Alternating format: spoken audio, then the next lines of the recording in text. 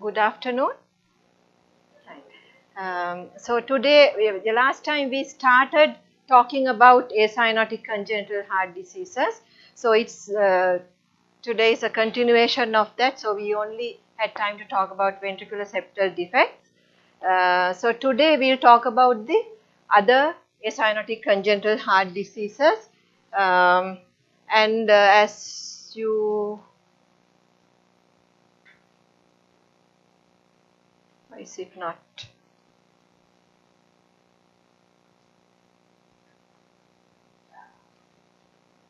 This is not working.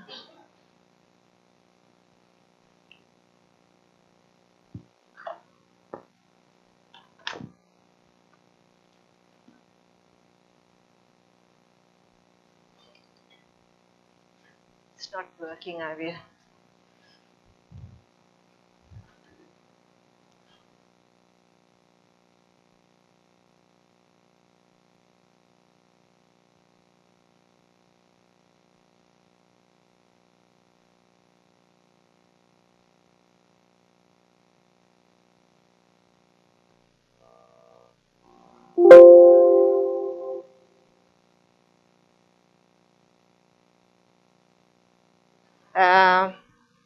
So as you all know, acyanotic heart diseases, as I told you last time, it could be due to volume overload, the symptoms, or there could be pressure overload, right?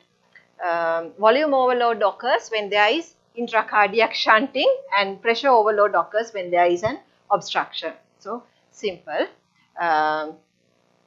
Right. So today we will talk about mainly the atrial septal defects, PDA and AVSD, and valvular regurgitations are, congenital valvular regurgitations are uncommon among children. They occur mostly as acquired heart diseases like chronic rheumatic heart disease or following a long period of mitral valve prolapse, which start regurgitating later on in life. So therefore, uncommon in children. So afterwards, I will talking about the conditions with pressure overload, coarctation being the commonest, and then valvular stenosis like aortic stenosis is also seen among children. So we will be talking about these conditions today, right? So atrial septal defect is quite common. It accounts to about, I think, 7% of congenital heart diseases among children. So I'm sure all of you have seen children with at least one patient with an atrial septal defect, right? So in older children, it is incidentally detected. Okay? Sometimes at school medical inspections or detected during vaccination at the MOH offices, right? You know, these children can go unnoticed for some time without having any major symptom.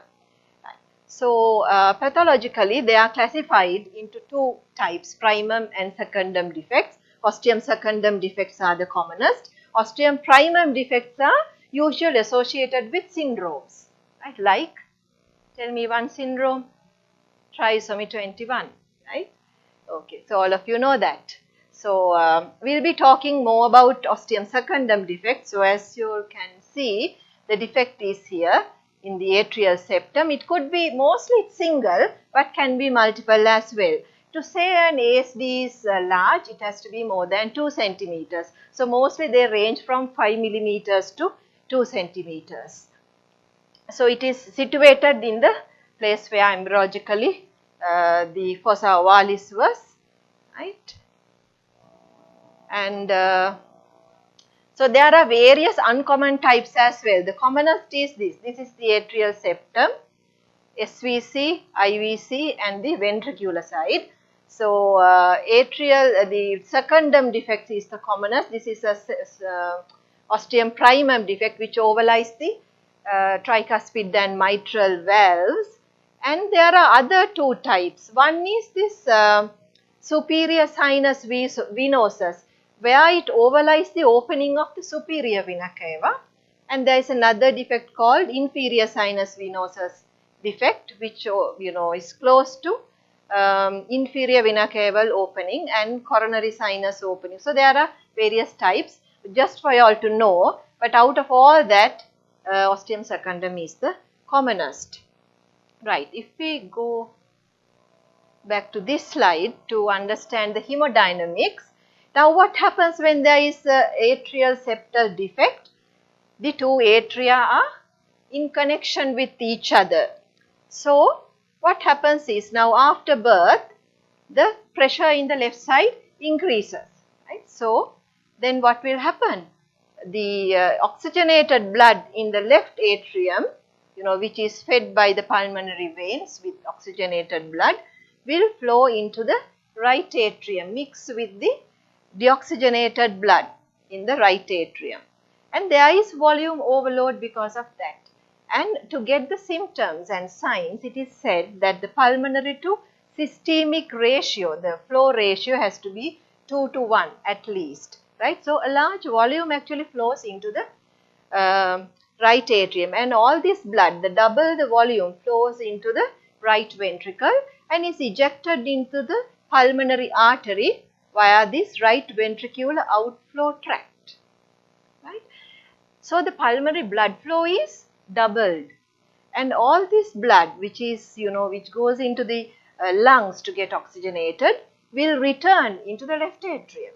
So the left atrial volume is also doubled, but part of it again flows back into the right atrium. So the ultimate left ventricular outflow is normal, right? So there is no change to the left ventricular outflow. Okay, so now how can the murmurs occur? Now what do you normally hear in an atrial septal defect? Tell me. What sort of a murmur you hear? Ejection systolic murmur, right? So how is it resulted? Ejection systolic murmur. Is it due to the defect here, this flow? No. It's a commonly asked in MCQs, right?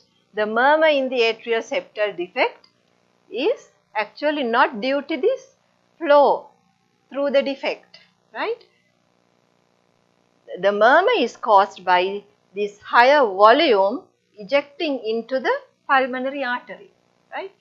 So increased volume going across the right ventricular outflow tract into the pulmonary artery is the cause for the ejection systolic murmur, right? Why doesn't this defect flow across the defect? Doesn't cause a murmur? Because it's a smaller volume comparatively, right? Through a large defect, there is a flow, but it's about half of the left atrial volume. It doesn't cause a murmur. This higher volume, getting into the pulmonary artery causes the ejection systolic murmur. And you can hear another murmur, a diastolic murmur in ASD, due to this higher volume of blood, going into the right ventricle, can cause a flow murmur. Okay. But the main murmur you hear in children is this ejection systolic murmur due to this higher volume of flow, right? And also you hear a fixed split, isn't it? Right? It is quite typical of an atrial septal defect. Now what is the cause of this fixed split? Is there a normal splitting of the second heart sound? Right? So it splits due to the closure of the aortic valve and closure of the pulmonary valve. So generally, what closes first? Pulmonary valve, then the aortic valve. Now during inspiration, when the lungs expand, not in all individuals, but in certain individuals, you can hear a wider split, but it normalizes or it disappears during expiration. It's because the pulmonary flow increases. That is natural.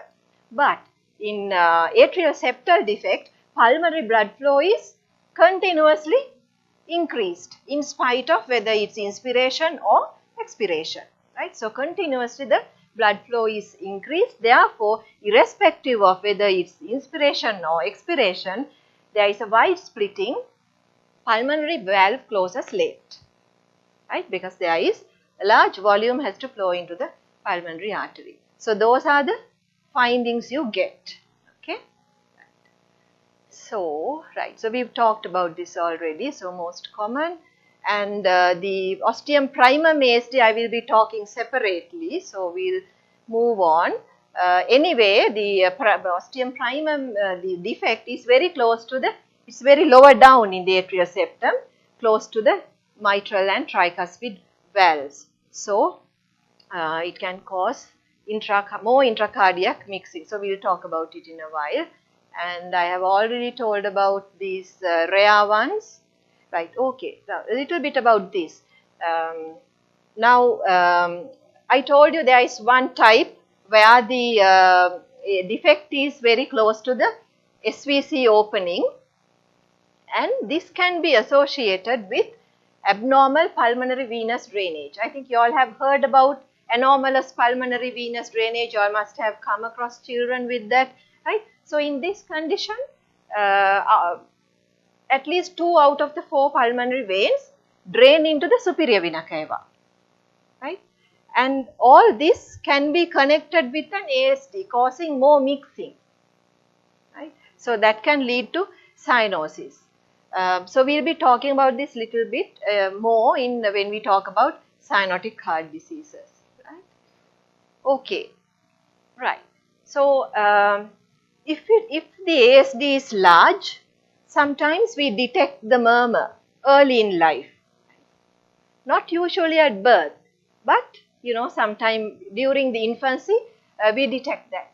But children with moderate VSDs go on, or small VSDs can go on undetected until adolescence sometimes, right? But when you go into their history, you may find some subtle symptoms which have been there but not noticed, right? So what are they? They might have had exercise intolerance, right? So they get tired very easily. And what else? They can have, subtle failure to thrive, poor weight gain. When you ask the parents, did your child have these things, then they will remember and tell, yes, this child can't exercise, like other children during the time of sports meets. He is not selected into the games because he gets tired easily, things like that, right? And also they are susceptible to frequent respiratory tract infections. So what is that due to? Increased lung congestion, yeah.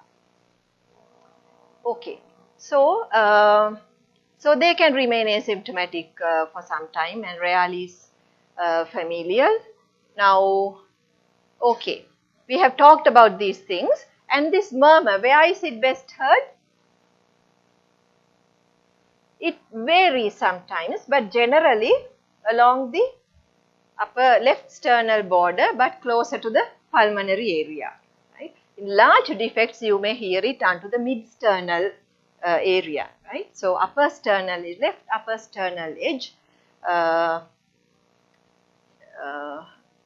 close to the pulmonary area. Okay, right. So we'll try and listen to this murmur.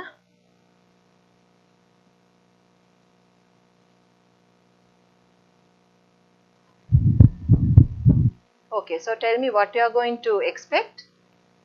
An ejection systolic murmur and a fixed split. Okay, we'll see whether we can.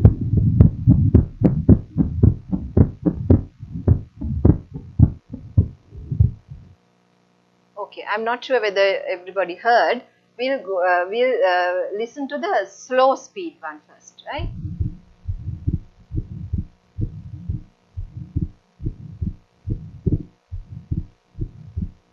It's clear, isn't it? You hear the ejection, first heart sound, ejection systolic murmur, and the fixed, you can't say fixed or not, but the splitting you can hear. You want to listen again? Slow or normal?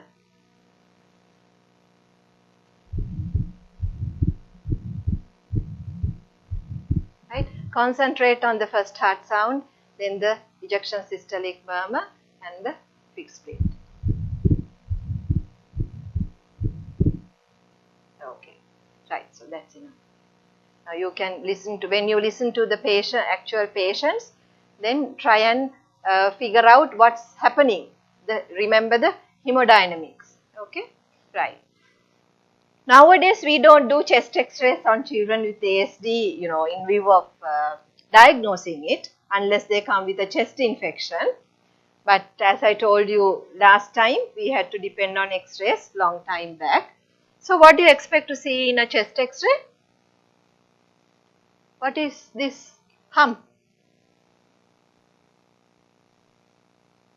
The dilated pulmonary trunk, right? So dilated pulmonary trunk can be seen, and also congestion of the lungs, right? So that's what we can see, right? So there are some ECG changes quite typical of atrial septal defect. Now what happens is, now where is the volume overload? In which chamber? Right atrium and right ventricle, right? Mostly right ventricle, because the volume that comes into the right atrium directly goes into the right ventricle, and right ventricle has to contract and eject the entire volume in the pulmonary artery. So therefore, there is a huge volume overload to the right ventricle, and the muscle wall gets thinner with age, so it dilates, right? So that dilatation will result in a precordial heave, left parasternal heave, right? And due to volume overload and distension of the ventricle, the conduction is also delayed, right? So this conduction delay is manifested in an ECG as incomplete right bundle branch block. We call this RSR pattern, right? So in ASDs, you may come across these ECGs where it is due to the right ventricular dilatation, and there is right axis deviation because of right ventricular hypertrophy as well, right? Okay, right. So how do we manage these children? Will it spontaneously close? Have you heard of ASDs getting spontaneously closed? Very small defects, less than 6 millimeters, right? Small defects can close, right? Some babies, prematurely born ones, have small ASDs, and most of them close by 1 year of age.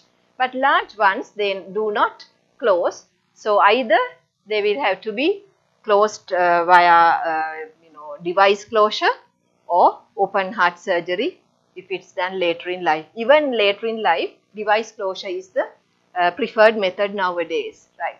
So do they need the endocarditis prophylaxis?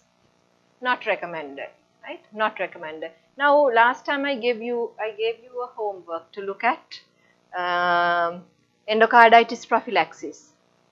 Did you all find out which categories of cardiac patients need infective endocarditis prophylaxis and what is the antibiotic recommended? Anybody who read?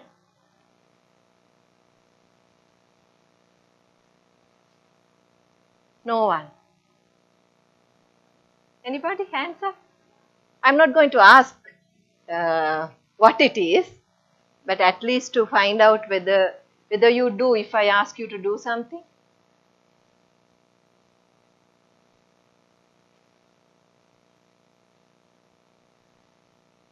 Okay, so that means hereafter I shouldn't be asking you to read anything, no? Okay, fine.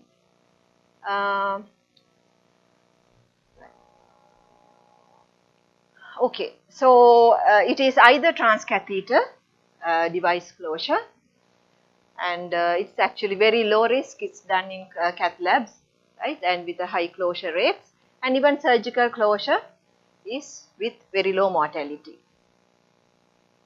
Right, so what are the long-term complications of atrial septal defects? You already know, so some of congestive.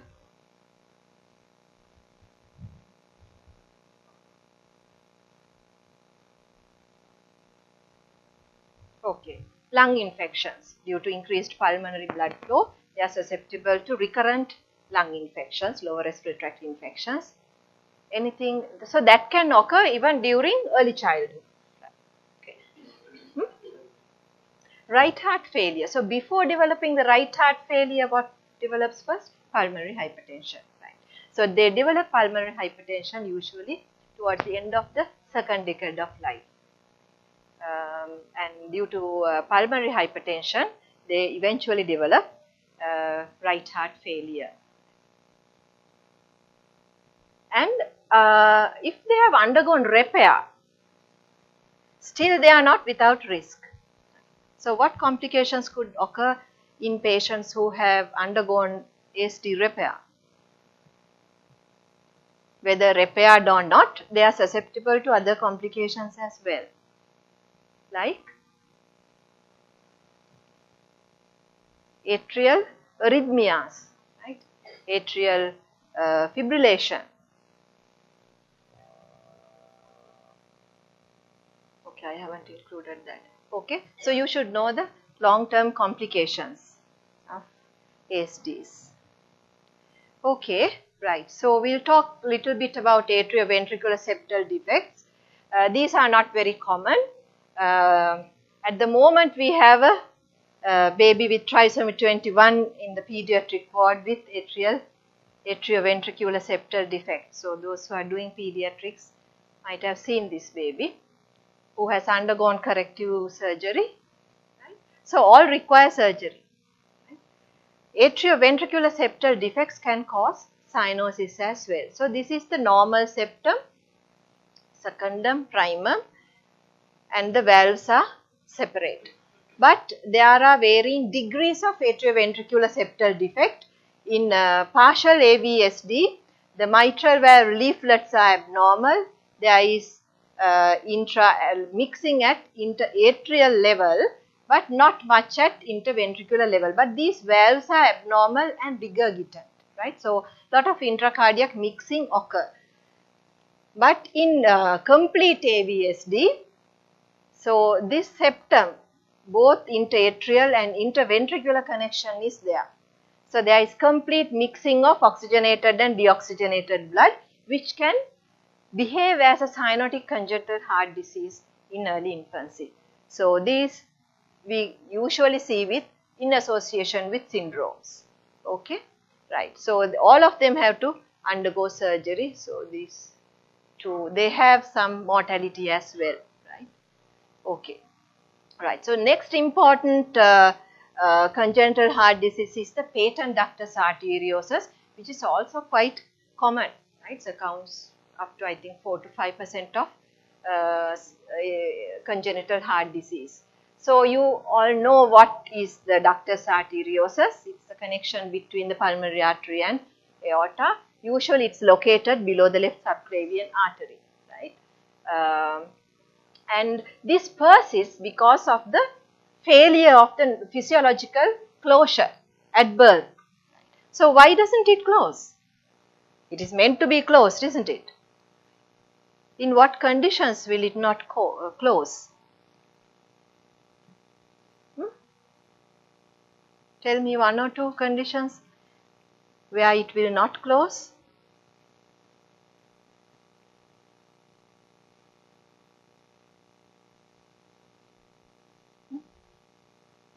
Any condition where it will not close?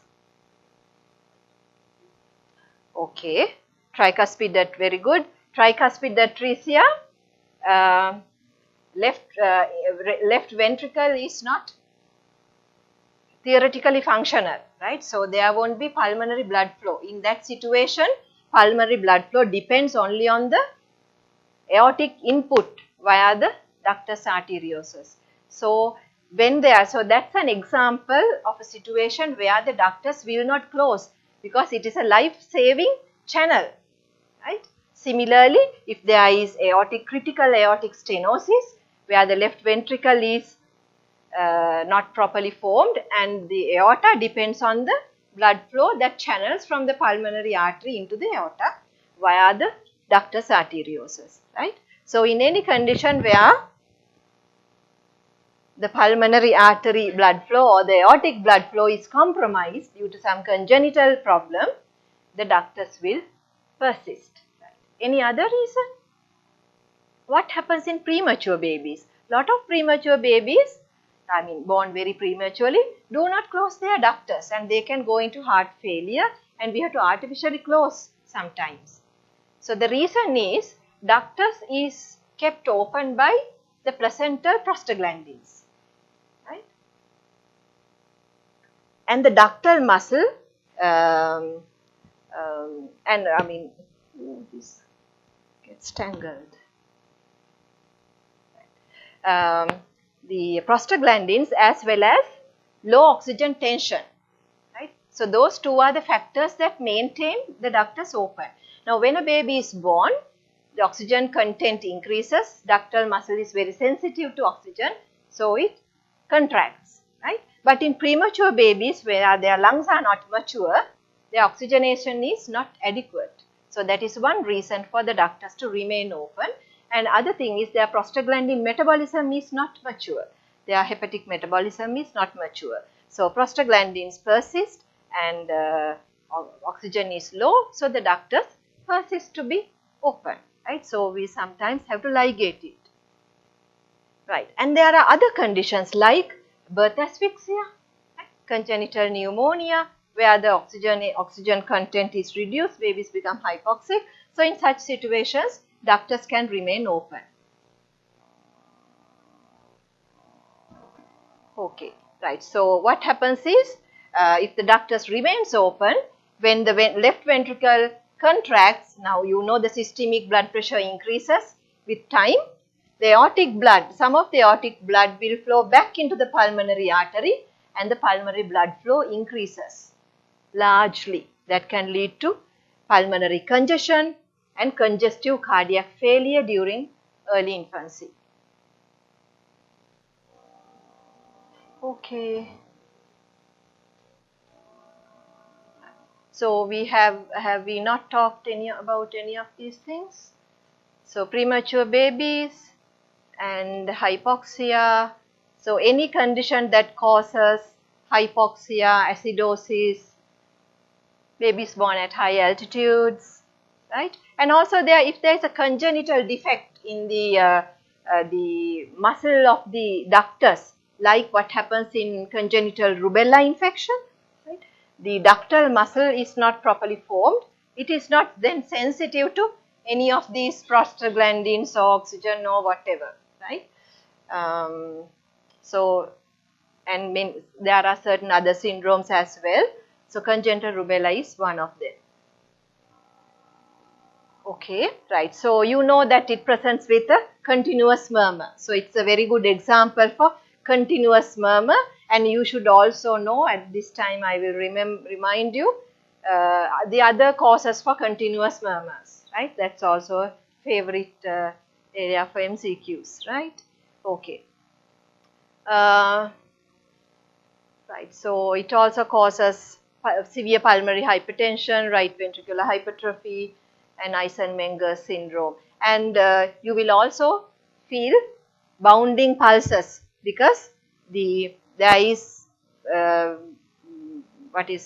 aortic flow is increased due to this connection, and you can hear bounding pulses, and also pulse can collapse because of the runoff of the aortic blood flow into the pulmonary artery. And these flow murmurs are due to the large volumes of blood. Now, when there is increased pulmonary blood flow, the blood flow into the left atrium is also increased via the pulmonary veins. So, there is a lot of blood passing into the left ventricle, right? And some of that blood can go, regurgitate during systole. So, a lot of flow murmurs can also occur with this volume overload. Okay, so we will listen to a continuous murmur of the PDA. Where is it heard? Oh, stop. Where is the PDA murmur heard? In the left upper sternal border, in the close to pulmonary area. And where does it radiate? You can hear it well at the interscapular area as well. It radiates actually to the interscapular area. Right. Now, what should you concentrate on? The first heart sound is very soft. You may not hear it. And the pulmonary component of the second heart sound is loud due to increased pulmonary blood flow.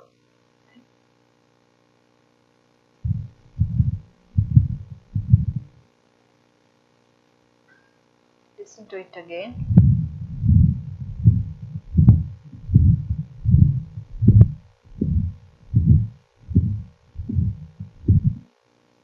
Could you identify the loud P2?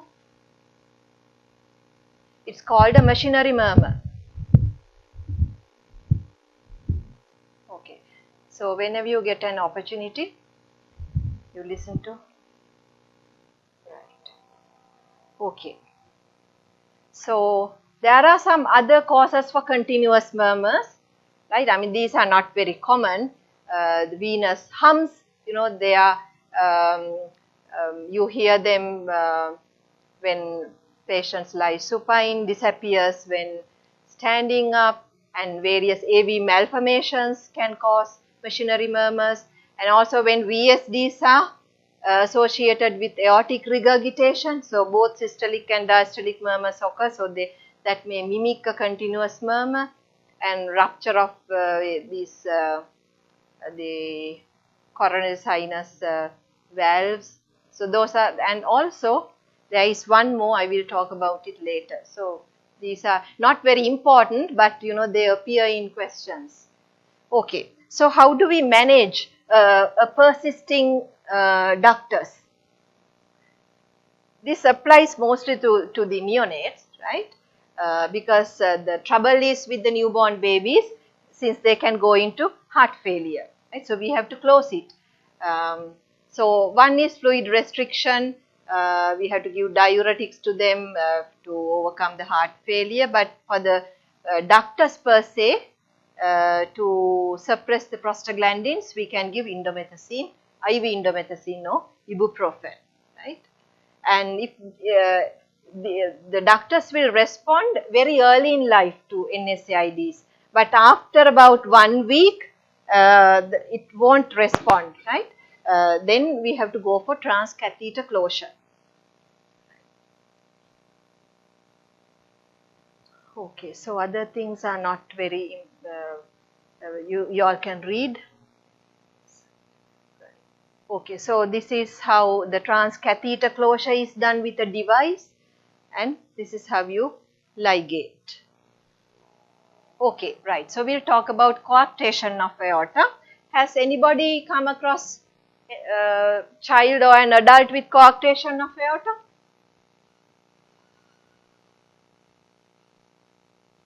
No? Okay, strange. Right. So what is coarctation? Coarctation means stenosis, right? Stenosis can occur from anywhere between this transverse arch down to the iliac bifurcation, right? So it can occur anywhere, but we'll talk about, you know, congenital coarctation that occurs in infancy and childhood. So it mostly occurs where the ductus is, right? So this is the ductus, and the coarctation is also there. We call it juxtaductal coarctation. Okay.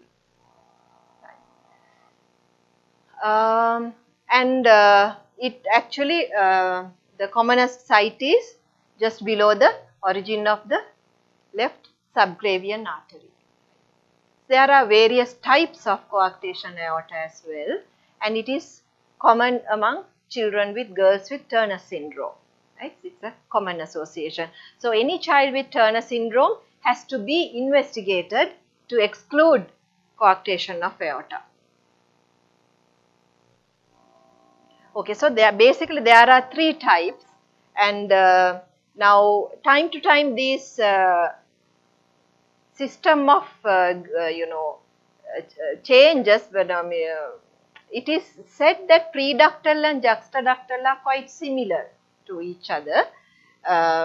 However, what we see in children is the juxtaductal type.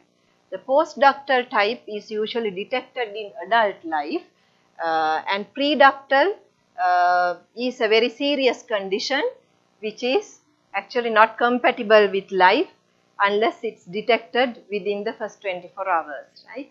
So they usually present collapsed situation because there is a long segment of aorta which is hypoplastic, right? So severe hypoplasia of the aorta. So we are not going to talk about this condition, but mostly the juxtaductal, right? Okay. So in coarctation of aorta, ductus arteriosus is a very important life-saving channel, right?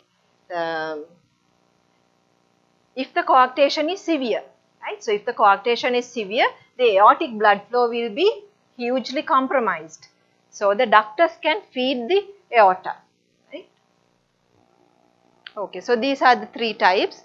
This is the ductus arteriosus, so preductal, juxtaductal and postductal.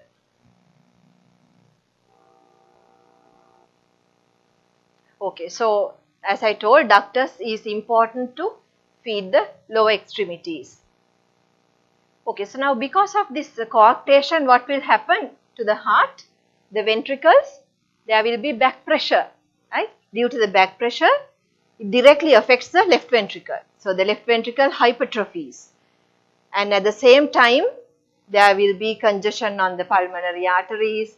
The entire heart can get affected, but basically the symptoms or signs are due to the left ventricular hypertrophy, right? The precordial findings, right? So what are the symptoms and signs?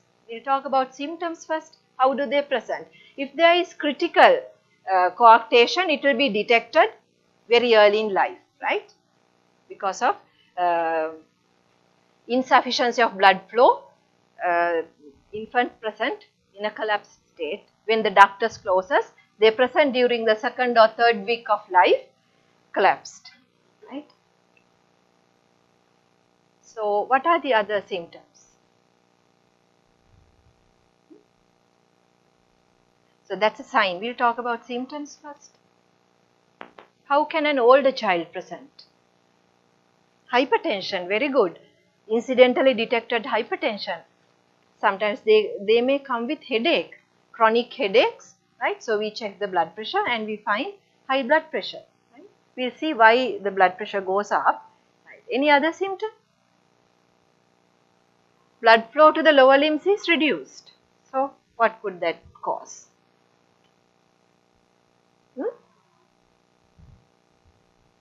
Yeah, what did you?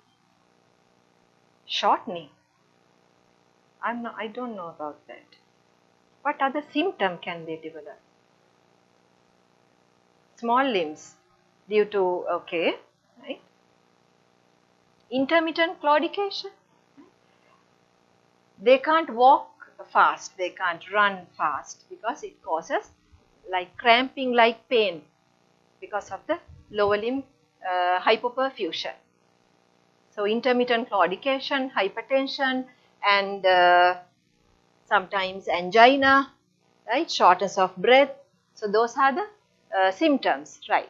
So signs. So you suspect coarctation of aorta if you find a patient with say hypertension at the age of 15 years, right? You may check the differential blood pressure, upper limb and lower limb. Will there be a difference? There could be a difference in early stages, but later on, generally the blood pressure will be increased in both upper and lower limbs due to another reason, but in childhood you might appreciate a differential blood pressure in upper limbs and lower limbs. Usually in physiological conditions, lower limb blood pressure is slightly more than the upper limb blood pressure, right? But in coarctation, lower limb perfusion is reduced, right? So the upper limb pressure is increased, right, than the lower limb blood pressure. If there is more than 10 millimeters mercury blood pressure difference, you have to suspect coarctation, right? Apart from that, somebody mentioned radiofemoral delay. Right. So I think that also can be explained, no? Radiofemoral delay due to reduced flow to the delayed flow into the lower limbs, right? Otherwise, what is the normal way? Femoral pulse is said to be felt slightly earlier than the radial pulse because the aortic flow into the common iliac is faster than the radial artery through the subclavians, right? But it's very difficult to appreciate in normal situations. If you palpate in yourself, I don't think you will appreciate that. We don't appreciate in usually in patients, but there will be a radiofemoral delay in coarctation. Okay. Right. So again, precordial findings. What are the precordial findings? What will happen to the cardiac apex? Cardiac apex will be shifted towards left side because of left ventricular hypertrophy. And what will be the nature of the apical beat? Heaving apex, right? Heaving apex due to hypertrophy. More than the displacement, heaving apex is the most characteristic feature because it will be more hypertrophy rather than dilatation. If there is dilatation, the apex is more likely to shift. But when there is pressure overload, it will be more hypertrophy and heaving apex. Right. Okay. And the preductal, the severe one, can be associated with hypoplasia of the complete left side of the heart, right? So we are not going to talk about it because it's rare. And postductal coarctation is mainly present later in life, in adulthood, but by that time it's quite lower down, right? So now it's a long-standing process. Now chronically the lower limb perfusion is reduced. So what happens is lot of collaterals develop from upper main blood vessels like subclavian into the postductal area of the aorta, right? Now the commonest artery is the internal mammary artery. So it gives rise to lot of collaterals like this, right? So here is the coarctation, is the left subclavian artery and the internal mammary, right? So a lot of collaterals appear and connect into the aorta below the stenosis. And also these intercostal arteries, right? They all connect into the aorta at different places. And this is the appearance, this will be the appearance of intercostal arteries. Now after many years, and they will cause indentations in the ribs, right? We call that rib notching. When you do a chest X-ray, you will be able to see this rib notching. So this is what happens in postductal coarctation, which we see in, which we actually, it's congenital, but we detect in adulthood, right? Okay. So we already talked about all this. Now hypertension. What is hypertension due to?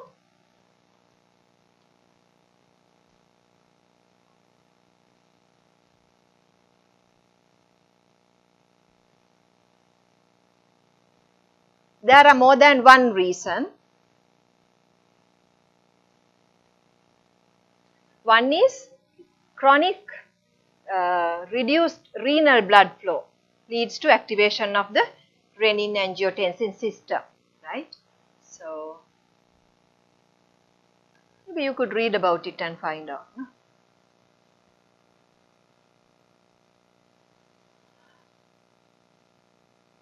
Okay. Rarely, depending on the site of coarctation, there may be differential pulse in the two arms as well, right, which is very rare. If the coarctation occurs before the left subclavian artery, then the left radial pulse can be delayed, right? So just for you all to know, but these are rare, right? And so how do you detect? There may not be a murmur, but if there is a murmur, you might hear a short ejection systolic murmur. This ejection through the stenotic area, if you hear it. And also in later on, when there are collaterals, you will hear a continuous murmur, especially in the everywhere over the chest, right? Because of this internal mammary artery and the intercostal arteries feeding into the aorta. So that's another cause for a continuous murmur. Okay, so there are many causes for continuous murmurs. Okay, remember. Right. So I don't think we have to listen to this murmur because nothing very special. Right. Okay. Now again, we don't do chest X-rays to diagnose coarctation. It's by other investigations. But if you do, you will see these interesting findings, right? This rib notching here. Can you see? Rib notching. This is the X-ray of an adult, right here. You can see notching and the post-stenotic dilatation and this indentation. Okay. However, we have to, it is suggested by echocardiogram. Echocardiogram sometimes do not detect the coarctation. We might have to do a CT scan or MRI scan, but the echocardiogram will detect left ventricular hypertrophy and overload, and it will suggest coarctation, but to diagnose we have to go for CT or MRI scan or angiogram. Okay, so again surgery is the management, either direct end-to-end anastomosis or patch repairs, right? And balloon dilatation is not the primary procedure, but there are some patients actually who have only undergone balloon dilatation, but it is it's recommended for restenosis after surgery, right? So we have children who have undergone balloon dilatation. They will only have a scar in the groin. Okay, right? And they also have residual murmurs, so you might get as short cases in the exams, right? So when you detect in any CVS examination, look at the femoral area. They might have undergone femoral cut down and catheterization. Right? Okay. Pulmonary stenosis is another condition where it causes increased pressure on the right ventricle, right side of the heart. So pulmonary stenosis is again not very uncommon. You see it time to time, right? So the pulmonary valve is stenosed. It could be either the valve or there could be stenosis in the right ventricular outflow tract anywhere before the valve. We call it, what do we call that? Subvalvular, right? Subvalvular pulmonary stenosis or supravalvular pulmonary stenosis. So these uncommon conditions are usually associated with syndromes, right? For an example, supravalvular pulmonary stenosis is associated with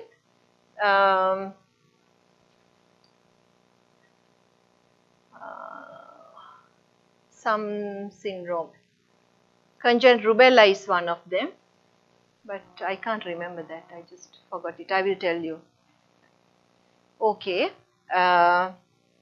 So again, mild pulmonary stenosis goes on undetected, right? It may be detected later on in life as an incidental finding, right? You hear an ejection systolic murmur in the pulmonary area.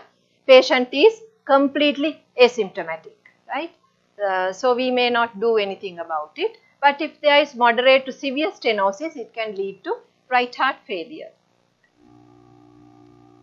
Okay, again.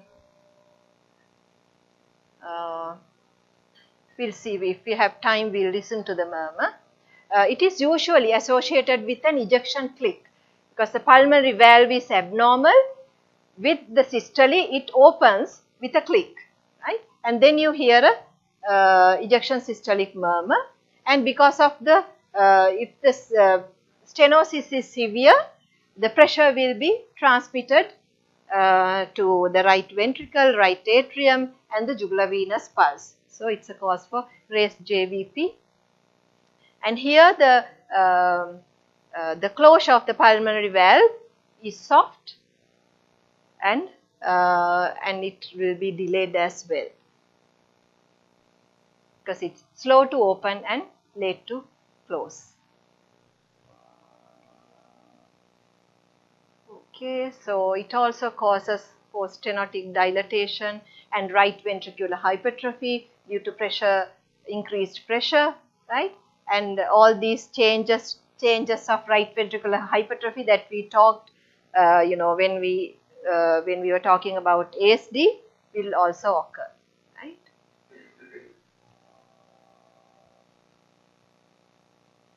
And with time, when there is severe pulmonary stenosis, tricuspid regurgitation can also occur, because there is increased pressure and volume overload. So, it can backflow, cause backflow, causing a regurgitant murmur. Right. So, so there are certain indications for surgery. Not all patients undergo surgery, because with time, in certain patients, the pulmonary stenosis reduces in severity. So, they are monitored for some time to see whether they are improving, and if not, if there is increased pressure gradient before the right heart failure develops, they undergo balloon dilatation. Right? Okay, aortic stenosis is again another condition which causes increased pressure in left ventricle. Not very common among children. Usually we see aortic stenosis as an acquired heart disease following chronic rheumatic heart disease. But congenital aortic stenosis is rather rare, right? But again, as I mentioned about pulmonary stenosis, there are three types: subvalvular, valvular and supravalvular. Again, these sub and supra types are associated with syndromes, right? So, Williams syndrome is one of them, which has hypercalcemia and various other features associated with supravalvular aortic stenosis. So, here again, like coarctation, left ventricle will hypertrophy, okay, with all the findings similar to coarctation. There will be heaving apex, right? And again, what is the murmur you hear in aortic stenosis?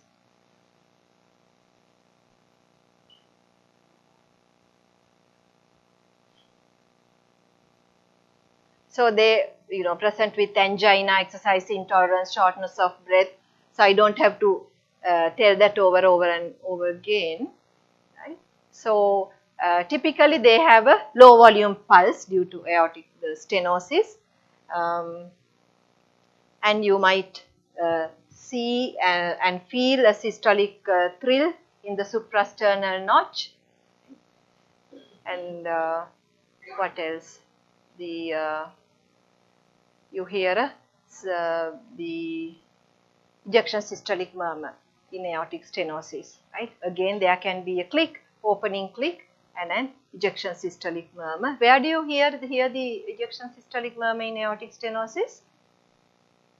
Right or left? Left parasternal, upper sternal border, left parasternal area, and it can radiate to the neck.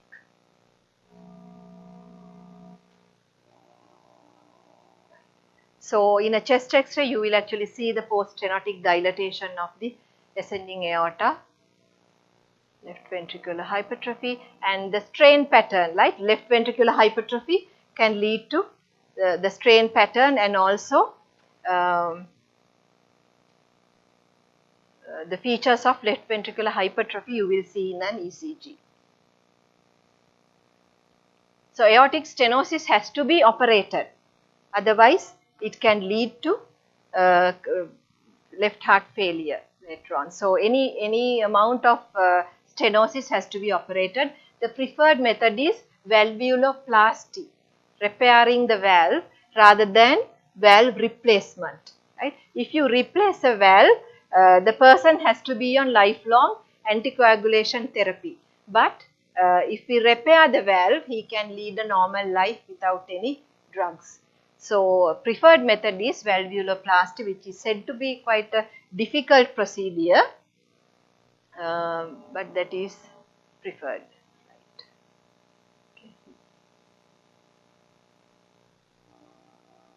Okay, so no further reading is suggested. Okay, do we have, okay, what murmur would you like to listen to? Maybe the aortic stenosis, right? Any questions? Did you all understand? Expressionless faces.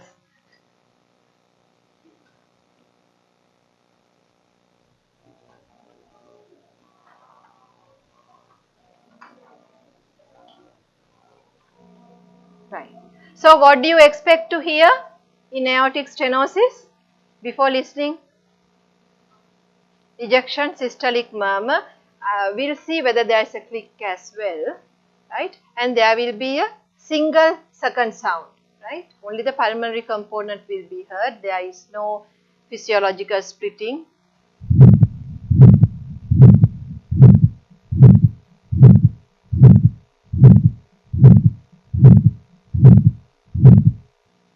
First heart sound is soft. First heart sound is soft. It's heard.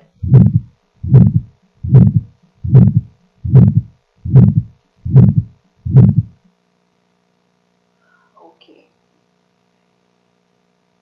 So unless you, it's difficult to, interpret only with the murmur, but the radiation to neck and slow rising pulse, weak pulses, because ejection systolic murmurs are common, and you can't differentiate whether it's the aortic component or the pulmonary component by just listening to the precordium. But with the collection of other symptoms and signs, you can suggest an aortic stenosis.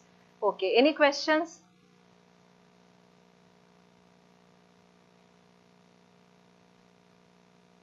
No questions. So next day we'll be talking about cyanotic congenital heart diseases. Do you all understand? Huh? Yes? No? Difficult? Okay. Because the hemodynamics you all should know, because these things are asked in the exam. But even for MCQs you will need, but in the theory paper we don't ask about the hemodynamics. But to discuss in the short cases what causes the murmur in atrial septal defect, right? Why do you hear a fixed split? So the theory behind or the hemodynamics behind these murmurs you all should know. Did you all understand? Okay, thank you.